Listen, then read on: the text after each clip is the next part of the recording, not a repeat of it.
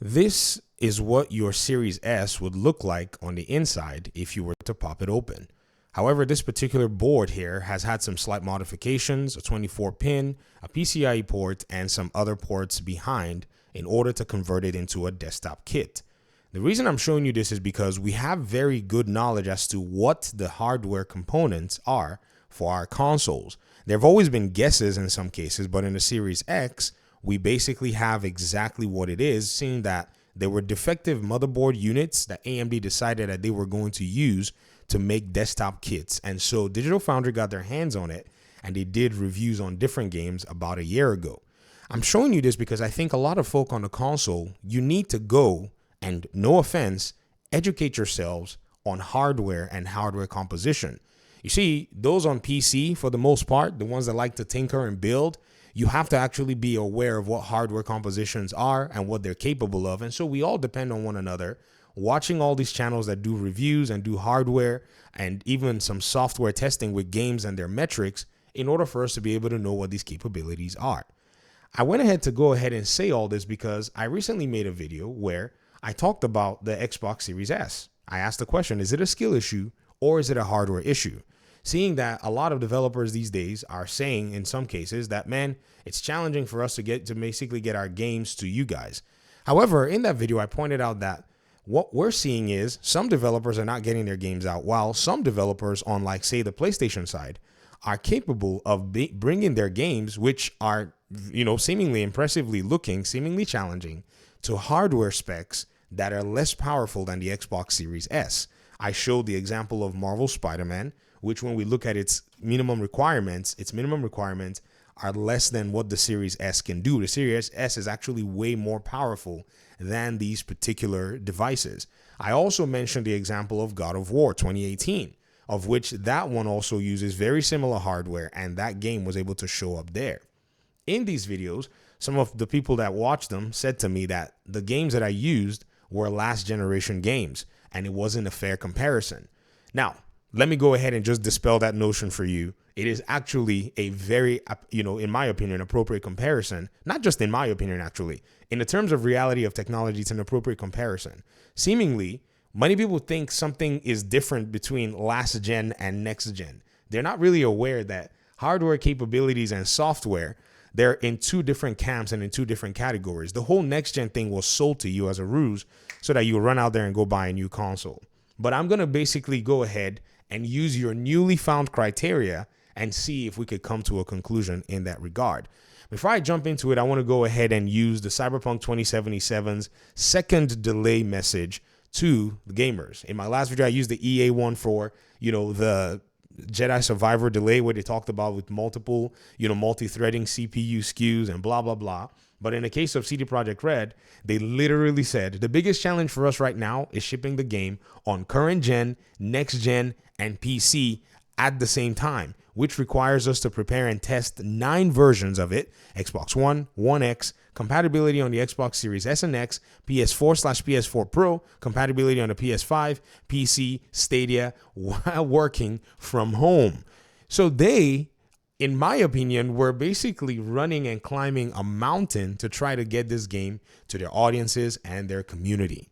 Now, let's go back to PC specs. Let's go back to hardware specs and see if a so-called next-gen game is going to likely run on the Series S, and probably expose that this whole Series S thing, in my opinion, is, say, the developers are saddled with the burden of multiple hardware pieces. Now, if you really want to cut it down, it's a skill issue. At the end of the day, that is exactly what it is. So what next-gen game is running on low-end hardware that is actually not as powerful as the Series S, that makes it seem like other games like Black Myth Wukong could actually run on the Series S, or even some other titles that are basically saying, oh, well, the Series S is not going to be capable of taking our game?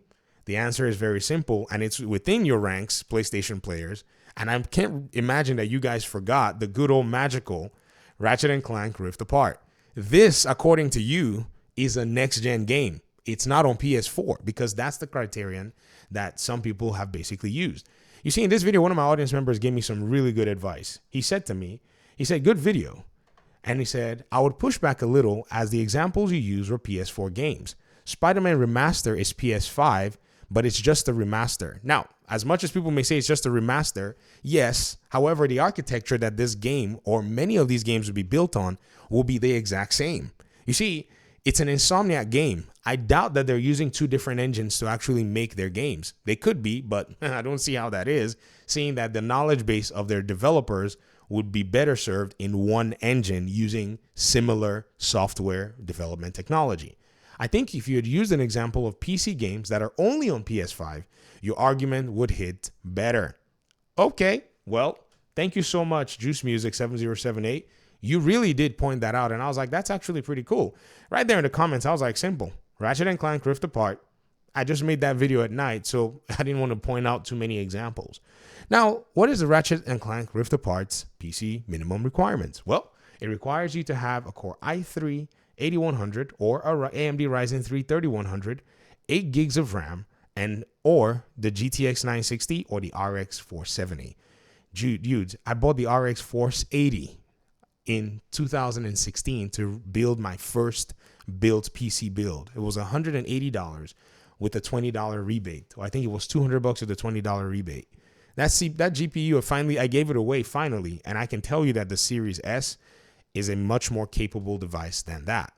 So here's what I found. I went online, and behold, somebody actually did test out a GTX 1070 with a Ryzen 3 3100 playing at very low settings. That's one thing a lot of people sometimes forget. Medium settings, they even did some tests with it. Do you want to see how it plays? What is your guess? While I'm here, I want to basically help you just take a little bit of a guess to tell me, what do you think the performance is going to look like?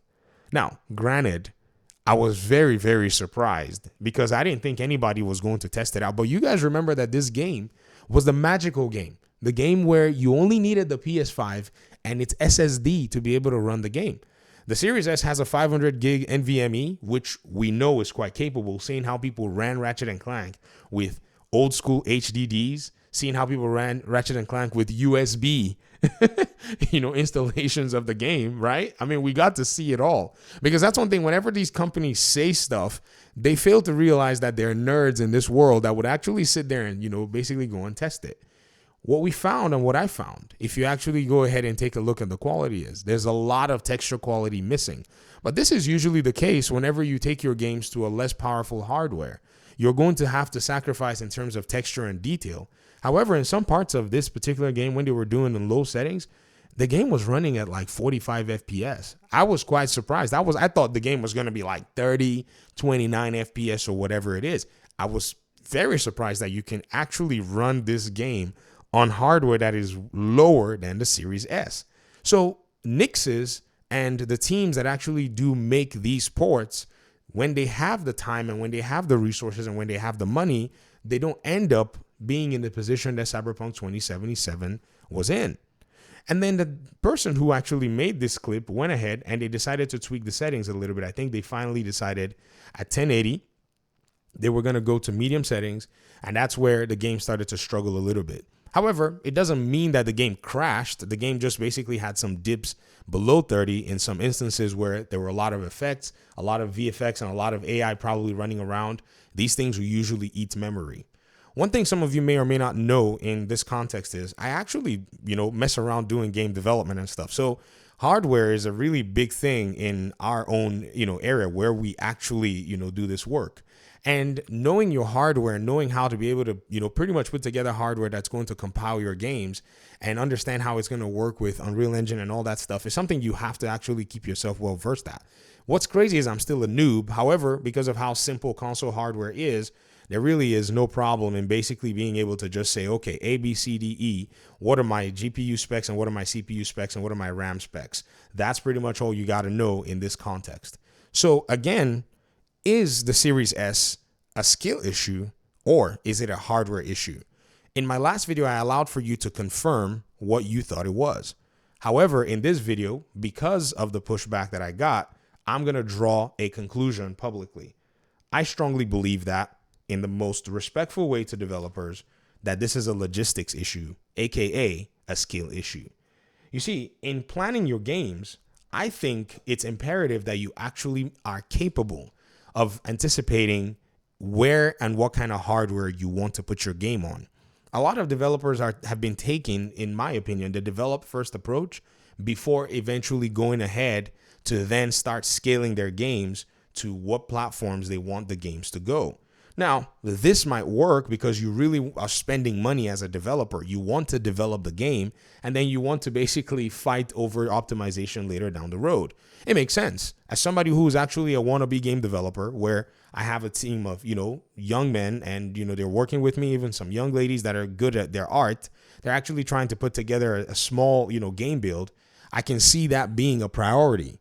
However, if you don't take into account what kinds of hardware your game is going to be able to run on, you will face the trouble of optimization. Even Avowed right now and its developers, they're facing the same thing.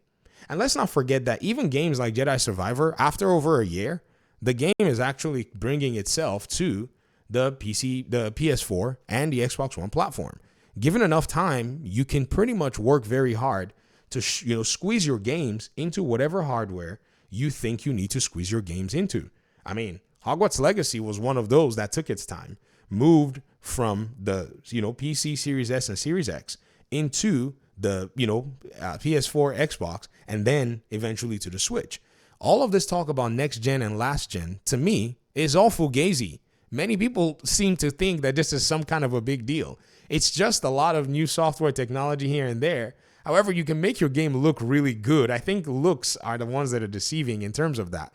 Because a game like Hogwarts Legacy looks better than some games that are so-called next gen, but it was developed on Unreal Engine 4, simply because the team was able to invest in good visual effects, some of the top end in the industry, to be able to get you the game looking good.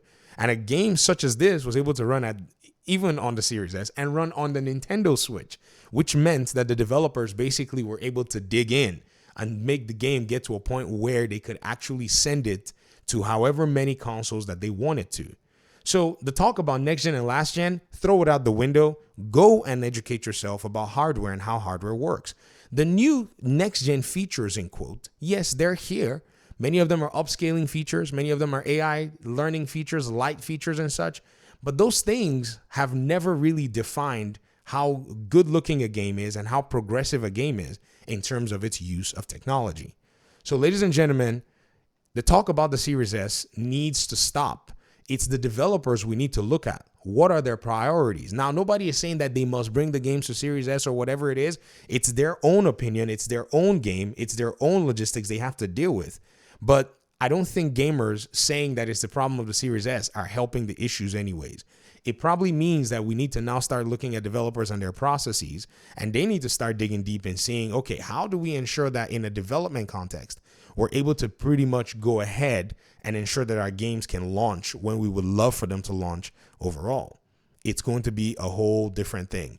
Now, I would tell you what my team is doing, because there is a process to get yourself even these Xbox series, Xbox, development kits and PlayStation development kits, and it's not easy to get. You have to go through an application process. So how are we going to be able to scale our game? We have to find hardware that is underpowered. Like, we literally have to be testing the game on underpowered hardware to be able to at least get a shot, so that when it comes time to actually profiling and optimization, by the time we're scaling to bigger hardware, it's not going to be too much of a problem. Thanks for watching the video. I really appreciate you guys' time and audience. I appreciate your comments. I understand that, the whole conversation about hardware and the nuances have been muddied by the marketing from these big, huge gaming firms. They're not really here to serve your interests. They want to put something over your eye, a veil over your eye, and make you think that, the hardware is basically more than what it actually is. And this has basically convoluted the conversation all over the place. All right, I'm going to leave. Thanks again. Peace out.